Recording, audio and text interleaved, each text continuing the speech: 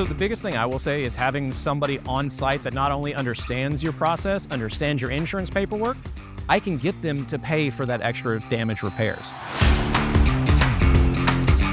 My name's Cole. We're out here at a project that we were finishing up today in Lucas, Texas. We want to be on the roof if at all possible instead of just droning it or trying to see if there's damage from the ground. They had around 2.5 to 3 inch hail come down for a very substantial amount of time, so the damage was absolutely catastrophic to the system.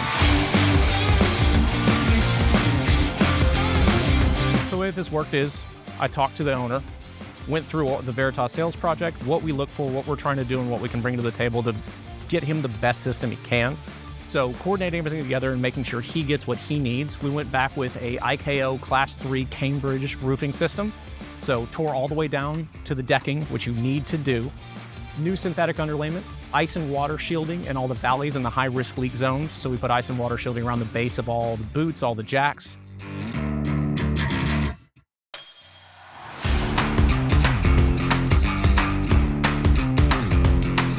One of the big things with this claim that became very apparent was the garage doors.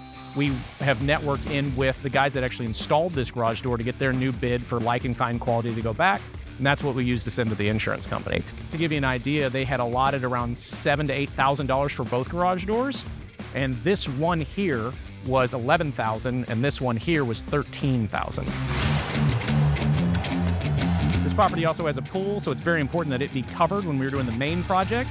And then for the pool house project, cover half of it, make sure nothing's drifting in, do a good sift and a clean, make sure that no granules are in the pool, no nails, anything like that can get into the pool or the pump equipment and cause more damage to the homeowner. The pool house, the way that it is installed, we needed to make sure that we ordered 7/8 inch coil nails and not 1 inch and not 1.5 inch. Nothing's worse than having a cool hangout spot. This is where you grill, this is where you drink beer, this is where you hang with your family, and then looking up and seeing nails poking through your ceiling. And nothing's worse than having a multi-million-dollar home and just seeing shingles slide off the roof. So it's very important that we come off and we tear totally down for a clean slate. We actually had several water damage spots over the garage side of the home that we replaced with brand new boards, brand new storm clips, and reinstalled to make sure wind, water, and any of these other things can't get up underneath there and damage the system.